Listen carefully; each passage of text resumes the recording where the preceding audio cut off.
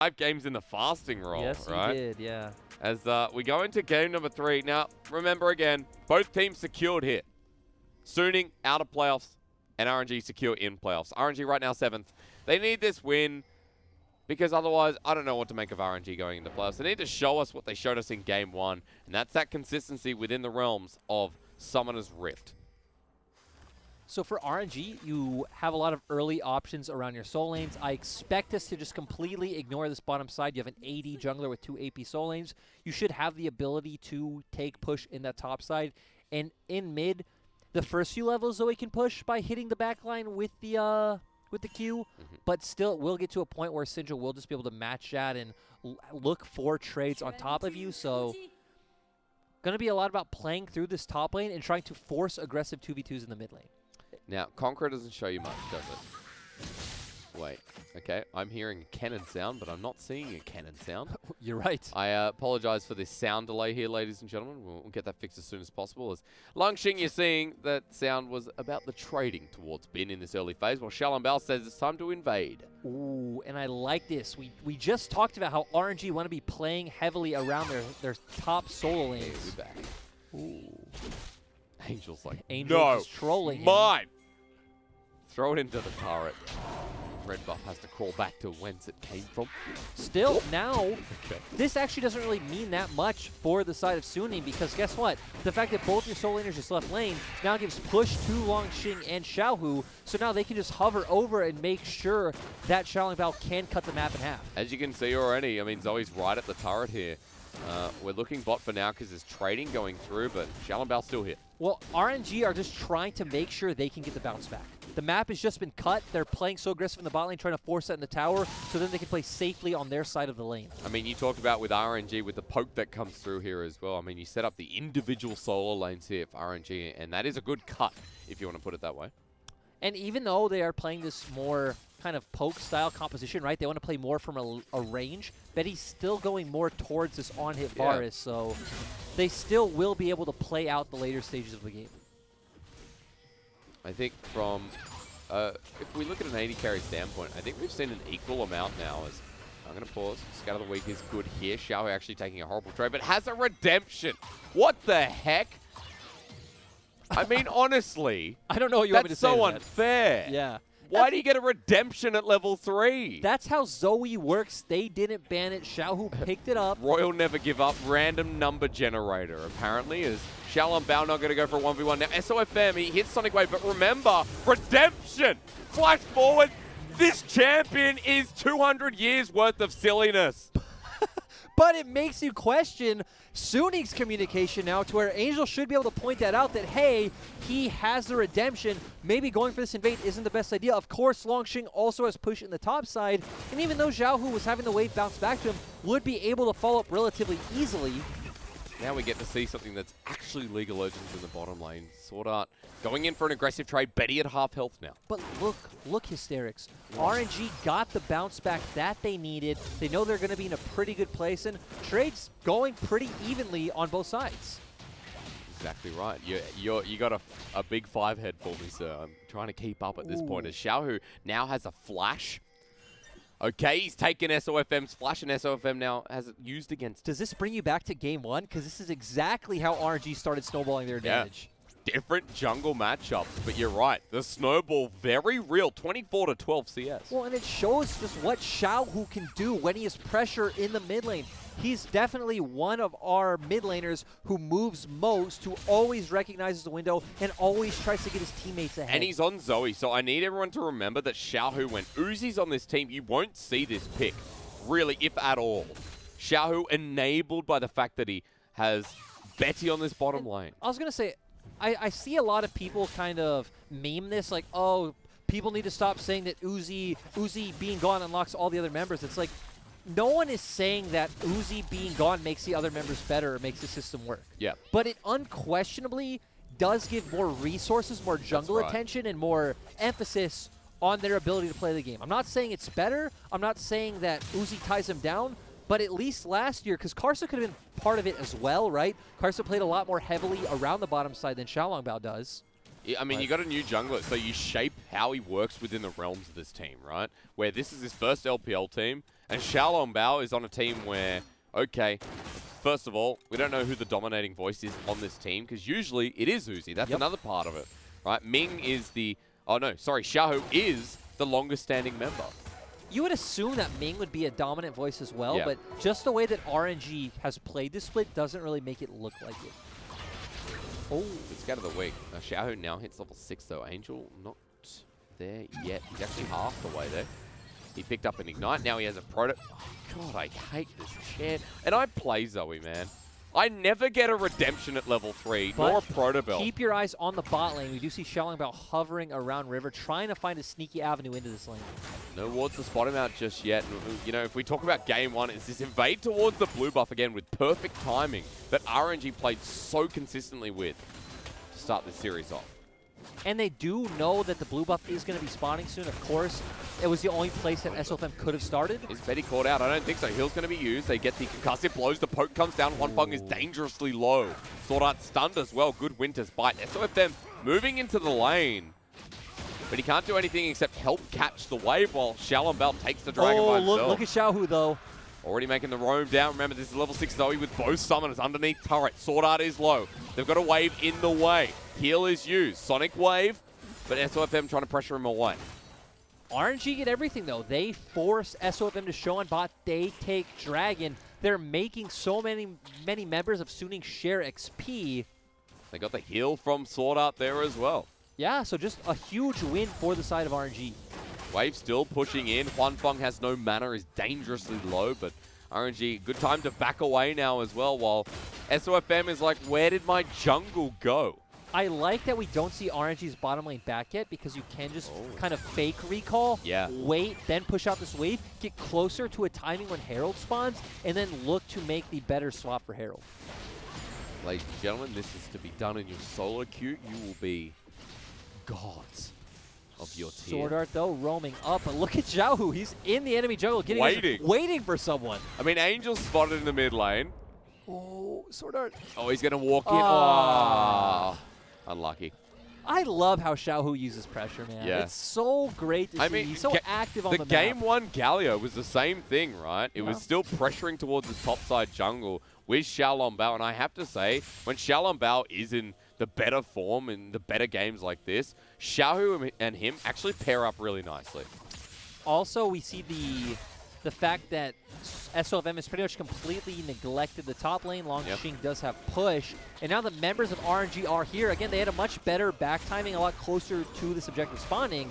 And now it's going to be hard for Suning to even get a fight for this. I mean, again, on spawn, RNG are here. They've shaped up yet again here as SOFM on the back of the pit. There is a level advantage for Xiaolong Bao. Can the steal come through? Well, Herald has just been stopped. He has to back away. Smite secures here. And RNG will pick it up while the engage here from Bin while the slicing maelstrom comes through. All 5 members in the choke, but Bin is just dead. A good bullet time, but Huanfeng has to stop prematurely. A kill goes over, 2-0. And this is a great way that a Kennen functions in this kind of more of pseudo-poker siege composition. You don't necessarily need to be the one who goes in. You can just sit on top of your carries, wait for the enemy to come into you. You open that ultimate, and now gives Xiaohu and Betty so much more room to play with. Disengage, I see. Huanfeng going to be pushing meanwhile while RNG back away though. Sword Art and Angel. Oh, are they spotted? They are. Because you see the gold trail fly to the members of Suning. So caution pings are dropped by RNG. That's that turret definitely working overtime for RNG here in Game 3. And this time when we talk about who wins the war of scaling, it is a lot closer than it was last game. I do think I slightly favor the side of RNG. Okay. The Kennen going to be a lot more useful than the Renekton in the later stages of the game. Zoe and Varus. Zoe can pretty much delete anyone, so going to match that pressure that we saw from Angel last game, but having a lot more effective room to work with. And a lot of the heavy lifting is going to rely on Sword Art, finding some kind of great engage. And then this time around, though, you don't actually have any CC chain to combo that into, which will give room for Huanfeng for the big bullet time, right? Yep. It pretty much all lies on Sword Art's shoulders. Sword Art and then maybe like a Scat of the Week from Angel, which we know has been pretty good in the last game. So you're a lot more about picks this time around rather than just a straight front-to-back team fight, which they were last time. The front-to-back team fight, I would favor RNG this time. Okay. especially since, you know, you talk about that element of Betty going for the on-hit here. Just to give a bit of that concrete damage that we talked about. A minute 10 till the Ocean spawns here in game number 3. I want to note that RNG are also up 1,400 gold here as Chains of Corruption is available. Sword Art going in, maybe to his death. Good Winter's Bite, the battle dance there. The prediction from Ming. They're going to get the lockdown. Sword Art dies. That was freaking incredible from the Braum. That was absolutely gorgeous coming from Ming. He was one of our 2 best supports last year. Dead now as well. He's going to flash right on into it. A good dodge away, but he's still dead. Xiaohu picks up kill number 4. Herald to the bottom side. This is the king of snowballs, like Nunu was rolling it himself. Yeah, and nothing Suni can do. They instead decide just to go towards their soul lanes and pick up gold for themselves. We do see Angel getting plate gold in the mid lane, but still, now RNG are going to be in a good position to move towards this dragon just in time for it spawning in 20 seconds. Oh, baby. Look at the gold. Ready? And watch it jump. I guess the good thing for the side of Suni, though, is they will be there first since the members of RNG slid it back. But the thing to look out for is not this Chains of Corruption. It is this great ultimate coming out from Ming, setting it up. They do get the CC down, are able to find the kill in the end, and we just see Xiaohu cartwheeling. There we go. That's what it's called. Cartwheeling over. And Huanfeng is nowhere he can go. Even if he flashed, he's probably dead. So better to just hold that summoner spell for a later date. As they start up the dragon, that later date might be now. Huanfeng now moving into position here with the BF Sword. Shallenbao going face first. Ragnarok. He won't get the dragon though, but now he wants to take the fight. As soon as he flash away, SOFM doesn't want a piece of this play. The good kick away as Shallenbao expires here. But the undertow connects. SOFM is slowed down. Xiaohu's over the wall. And it is goodbye yet again as Sword Art looks to be zoned out here. Undertow connection. Another kill for the Olaf. Yeah, so if you're RNG, you do come out ahead in that play. Sure, you're one step further from being able to get to that soul, but again, doesn't matter. Now you can potentially stack up 3 Infernal Drakes. You do get more gold in your pocket, and now you're able to control the bottom quadrant of the jungle, and you can actually rotate over 4-man, pressure that mid lane turret while Huanfeng is in. Flash for Lungxing, no unleashed power. That's just the kill over to the top lane and Suning their first of the game. Nothing to say there. Longxing just being over, Longxing just being over aggressive, but still RNG rotating over to the mid lane, picking up some turret play gold. Over the side of Betty, I mean, he's been sharing throughout. He's got Blade of the Ruined King already. He is actually the first item on the Rift, bar jungle items. Has been his response is going to be, I need to push here. I need some gold myself.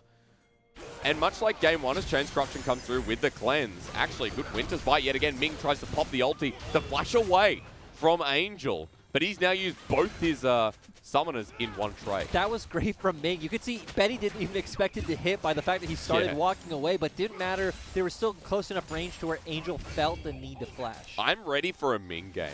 We've seen a couple already this play. I mean, we've seen more than we got our Alistar game. Do you remember? Yep. I think you and I cast it was RNG EDG maybe.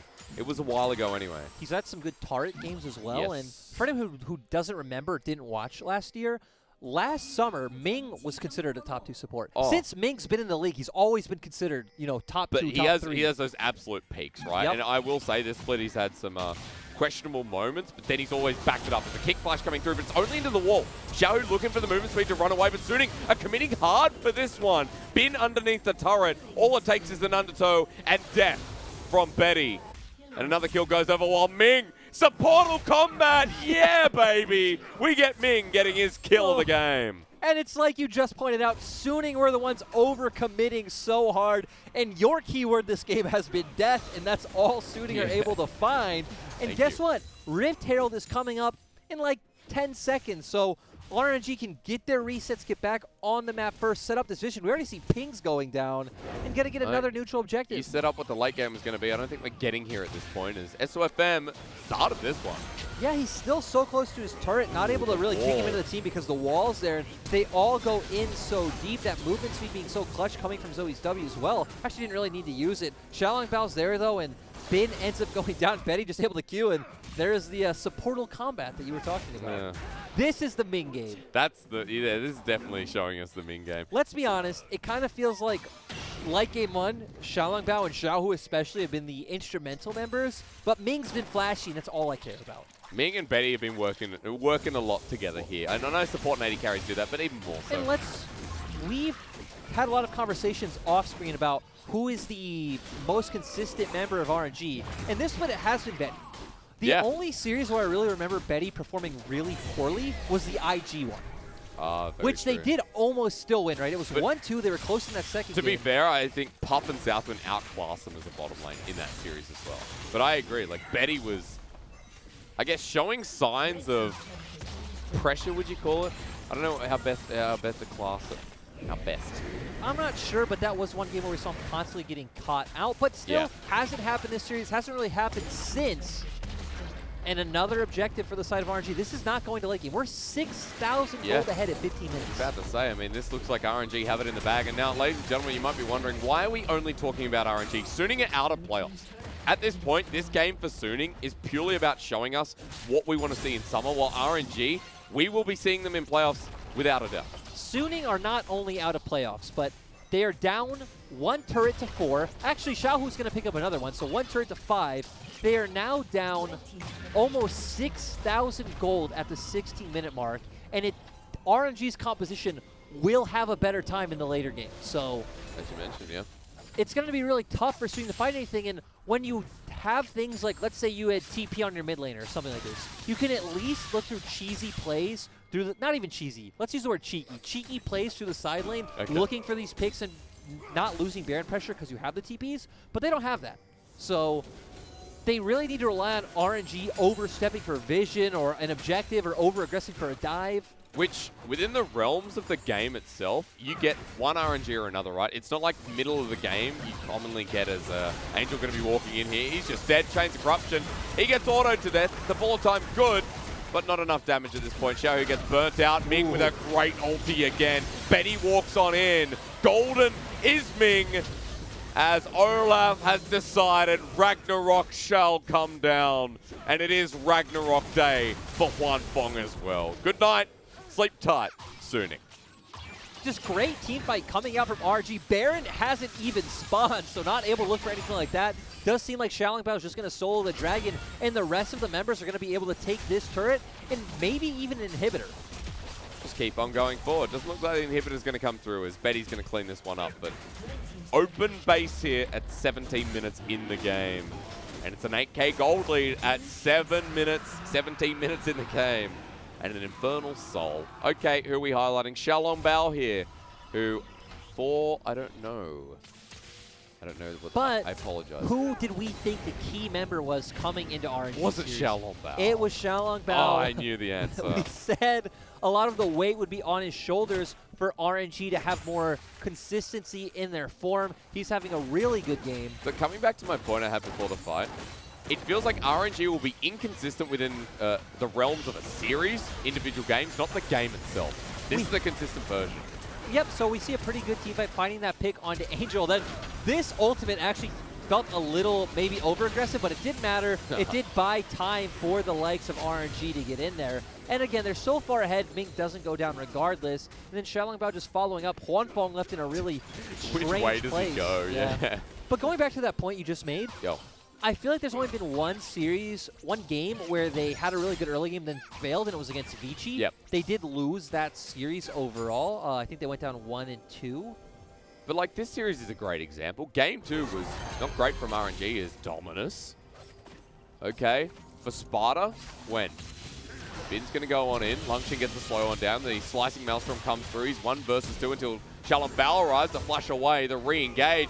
Ragnarok again. Sorta is pretty screwed alongside Bin at this point. There is so much damage on Xiaolongbao. As quickness does come through, Xiaolongbao is dodging away. Never mind. Nope, there's more. Bin is still going to die, and just when it looks good.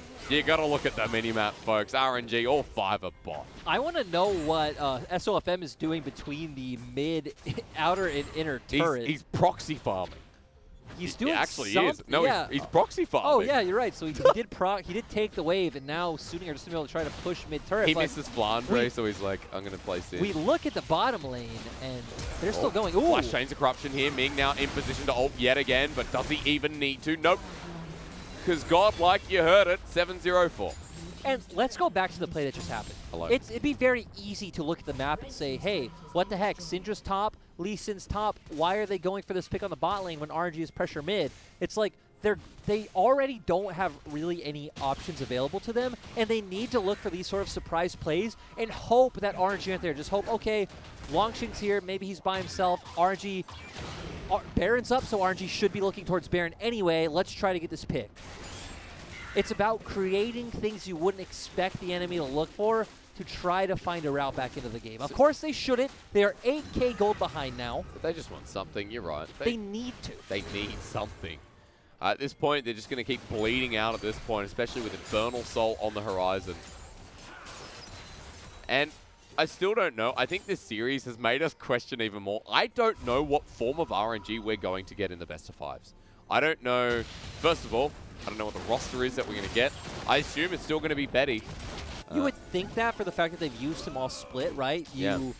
You've practiced with this set roster all split, changing up in playoffs would be... We know that throughout history, Uzi has had a wrist injury that's been public, but the current confirmation of injury has still not come out. You've also pointed out that they've never gone a full split without playing with them. At all. I mean, there has been times, even on the OMG roster, Team King roster, in the past, I think 2016, 2017 on RNG back at that time, there was a point where Abel came through for like 6 series.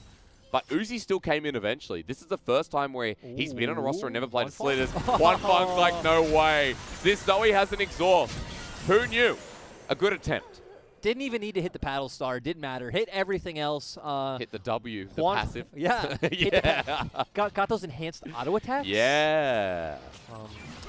This game has been a bit of a blast to finish off the series. Now we need to see the members of RNG zoning them off pit, though. I want to see Ming especially. Ooh, they're just looking for pit. Yeah, Betty's like, hang on, it's my time to shine. Chains of Corruption used, but nothing really gained of it. Longshing doesn't have TP, so that's why they don't want to overcommit to this. Also, with his build, I guess he wants to stay in a side lane for now. I mean, AP is a lot more about the team fight. You're not playing really for the side lane. Let's talk build on Cannon, right? Because we've got some time. You know, this game's still going. Longshing has gone for the Gunblade. Now, we see this in some scenarios. You know, I'd say we've seen this most scenarios now. Again, we don't see many cannons anymore. Yeah, we saw him a bit at the start of Split, and this was the build we saw him go for most. I think we've seen a couple of proto belts as well when you need to get on the enemy. Yeah. But you don't need to get on the enemy, right? The enemy really needs to come into you. You have the range advantage with the zoning of Arts. Fits with the poke style that we were talking about at the start of the game. You're more of a zoning tool trying to dissuade Suning from jumping into you, or saying, hey, if you jump into you, you're dead. We're going to get a bit of a sample size now here as well. RNG, 5 members in front of the Dragon. Sort out looking for the flank. Quickness is there. They just secure the Infernal, but now for the turnaround. Ming is blocking the damage. Slicing Maelstrom. Kick back. In fact, a great kick from SOFM. Healthy from Suning. Shahu here is stuck into the pit. Portal jump out. He's going to die. They're looking for SOFM, but they can't find him either. Suning have technically won the fight. Suning win the fight because RNG are left in a bad position. Ooh. Angel doesn't have ulti, but he flashes forward. Longshing is slowed on down. The piercing arrow doesn't connect. Longshing at half health now as well. The golden moment here for the Cannon top lane. Chains of Corruption there. Been in a flanking position. RNG are on the run. Ming, door is up. He's at half health. Can Betty 1 versus 4? Well, now he has to 1 versus 5. And he's dead. Sonic Wave, Resonating Strike. SOFM almost dies, but they have a Baron here, Lyric. I don't even know what to say. RNG on someone have 2 Infernals. It seems like they were posturing to fight that after the Dragon were using a lot of ultimates and lead to this scenario where Suning actually have a chance to get back into the game. 2K, Shallenbell zoned away. And Baron is just gone. If you want to talk about Suning finding a way back into this game, well, there it is. Well, now, your turn. On the side of RNG, you still are at soul point. Yep. You can have 3 Infernal Souls, but here we see they were kind of half committing to Dragon, but then sort of coming in, not actually committing to the fight. Longshing's ult not able to get onto anyone. Great kick coming out from SOFM, and Xiaohu just left in an awkward position. Honestly, RNG RNG should have just left him there, because as long as Suning don't get the Baron, you still come out with the Drake, right? It's not that big of a deal. You can fight another fight. Exactly. You can fight another day. But they keep doing this where now Longshing, again, could have just left him, walk away with 3 members. They don't. They kind of posture on the fight. Now gets hit by the Scatter of the Week. Yeah. Betty goes down as well. Suning now back into the game. somehow. 4K gold lead. It was so much worse before. 2 minutes of this Baron. It looks like it'll just be used to defend. And I love Angel's build. It's completely designed just to pick off Xiaohu or Betty and just delete them in one instant, knowing that's really the only way they win these fights. Now through the mid lane, there's a flash forward from Ming. Now they still have the gold leaders. Angel gets low. Unleash power onto the Olaf, but Lungxing has found Sorter. Scatterweak doesn't connect as Lungxing with an ulti into the back line on top of Juan Fong. This cannon still gets destroyed as Bin survives long enough, but Betty's alive, so is Xiaohu. And just as soon as Suning get a bit of a reach back in this game, it gets taken away. Well, and it looked okay at first because we said RNG don't need to engage. Ming was the one who tried to engage that fight. They go in. Things look a bit dicey, especially when Xiaolongbao starts going down. Longxing actually hit a very good ultimate, but still, RNG come out overall having enough damage needed. Let's not forget that they do have 2 Infernal Souls.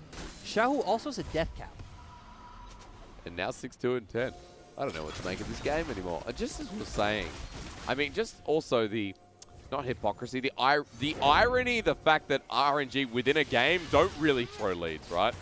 RNG being the ones to engage this fight, flashing in with Ming, and now Ming zoning them off. Xiaolongbao put in a really awkward place. Xiaohu not having any terrain to really play with by the fact he's just sitting in the middle of the lane. And Longxing's ult was so great, but no one is touching Betty. He's just able to walk forward. Gets hit by Scout of the Week after Flash, which is pretty unfortunate. But Xiaohu picks up the Flash, able to get in there and kill SOFM.